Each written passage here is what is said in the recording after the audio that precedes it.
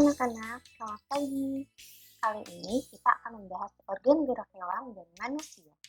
Bersama Bu Kaka, yuk mari kita simak penjelasan berikut.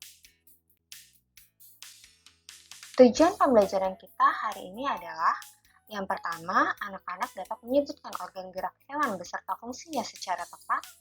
Yang kedua, mengetahui ciri-ciri hewan vertebrata dan avertebrata. Yang ketiga, membuat model hewan vertebrata atau avertebrata dari plastisin. Lalu yang keempat, anak-anak dapat menyebutkan organ gerak hewan vertebrata dan avertebrata secara tepat. Anak-anak apakah ada yang tahu mengapa hewan dan manusia dapat bergerak? Lalu organ apa saja yang berperan dalam sistem gerak? Dan apa saja ya fungsi alat gerak pada hewan dan manusia? Agar kalian lebih tahu secara mendalam, mari kita simak penjelasan berikut.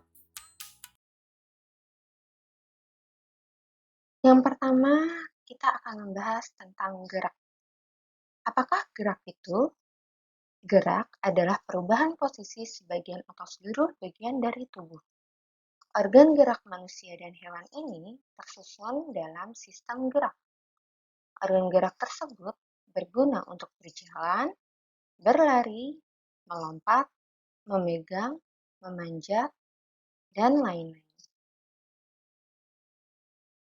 Kemampuan kita untuk bergerak dapat terjadi karena adanya sistem gerak di dalam tubuh, yaitu karena ada otot dan tulang. Apa yang dapat kamu bayangkan jika tubuhmu tidak memiliki sistem gerak? Kemampuan untuk bergerak adalah salah satu karunia dari Tuhan Yang Maha Esa. Oleh karena itu, kita harus bersyukur dan harus selalu menjaga kesehatannya. Fungsi tulang pada hewan dan manusia sangat banyak. Di antaranya yaitu sebagai penopang tubuh dan alat gerak pasif. Lalu untuk menegakkan atau menopang berdirinya tubuh, melindungi bagian-bagian tubuh yang lemah atau lunak, tempat melekatnya otot-otot rangka, memberi bentuk pada tubuh, melakukan fungsi gerak yaitu sebagai alat gerak pasif, sebagai tempat pembentukan sel-sel darah merah, dan yang terakhir adalah sebagai tempat cadangan atau penimbunan kalsium dan fosfat. Alat gerak pada manusia dan hewan dibagi menjadi dua, yaitu alat gerak aktif yang berupa otot dan alat gerak pasif berupa tulang. Otot disebut sebagai alat gerak aktif karena otot memiliki suatu senyawa kimia yang membuatnya dapat bergerak. Sedangkan tulang disebut sebagai alat gerak pasif karena tulang tidak dapat bergerak dengan sendirinya. Kerjasama antara alat gerak aktif dan alat gerak pasif membentuk suatu sistem yang disebut dengan sistem gerak.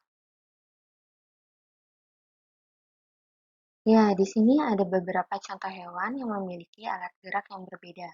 Di antaranya ada ikan yang memiliki sirip dan ekor untuk berenang, ada katak yang memiliki kaki untuk melompat, kemudian ada burung yang memiliki sayap untuk terbang, lalu ada ular dan siput yang memiliki otot perut yang berfungsi untuk merayap, kemudian ada iguana dan juga kambing yang memiliki kaki untuk berjalan, lalu ada kelinci yang memiliki kaki untuk melompat.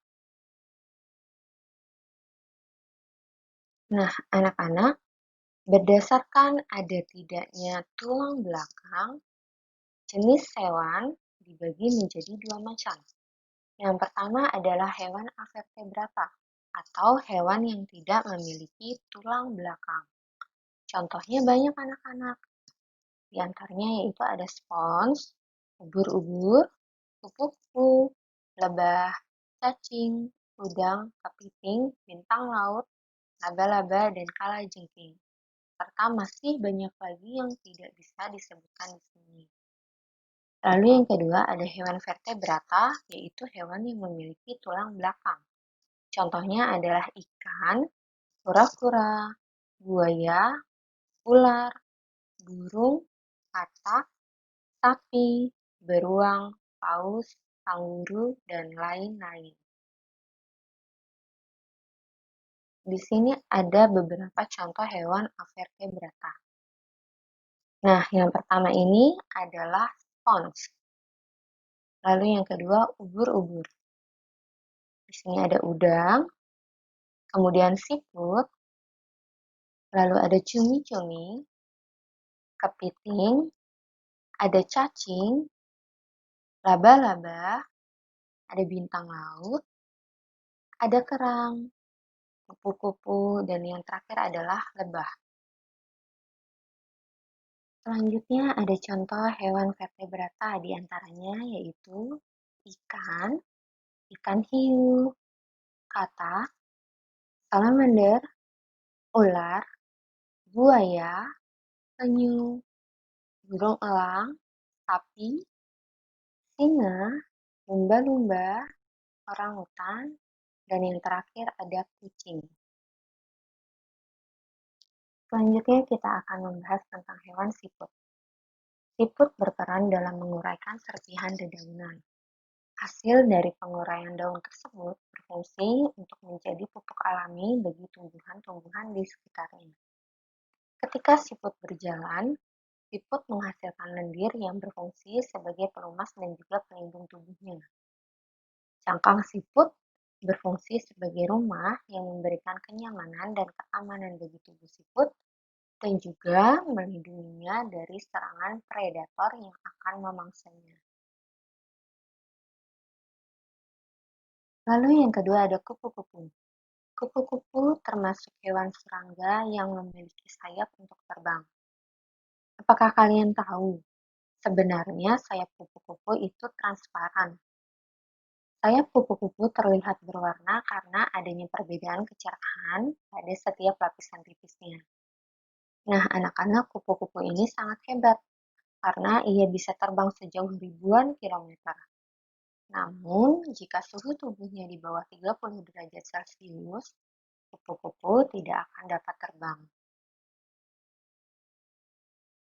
Tugas kali ini adalah buatlah model sederhana organ gerak hewan vertebrata atau vertebrata menggunakan plastisin.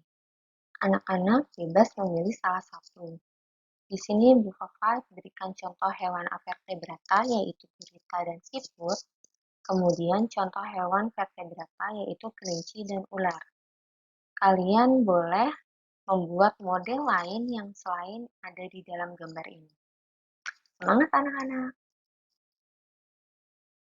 Kesimpulan dari seluruh rangkaian pembelajaran kita hari ini adalah sistem alat gerak pada manusia dan hewan terdiri atas otot dan tulang.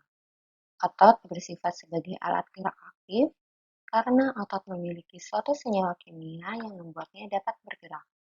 Sedangkan tulang bersifat sebagai alat gerak pasif karena tulang tidak dapat bergerak dengan sendirinya. Nah, anak-anak, menjaga dan merawat tubuh agar tetap sehat dan kuat merupakan bentuk tanggung jawab terhadap diri sendiri. 3 hal yang dapat kamu lakukan untuk menjaga kesehatan adalah dengan 1. Berolahraga, 2. Makan makanan sehat dan bergizi, lalu yang ketiga istirahat yang cukup. Ya anak-anak, pembelajaran kita hari ini sampai di sini ya.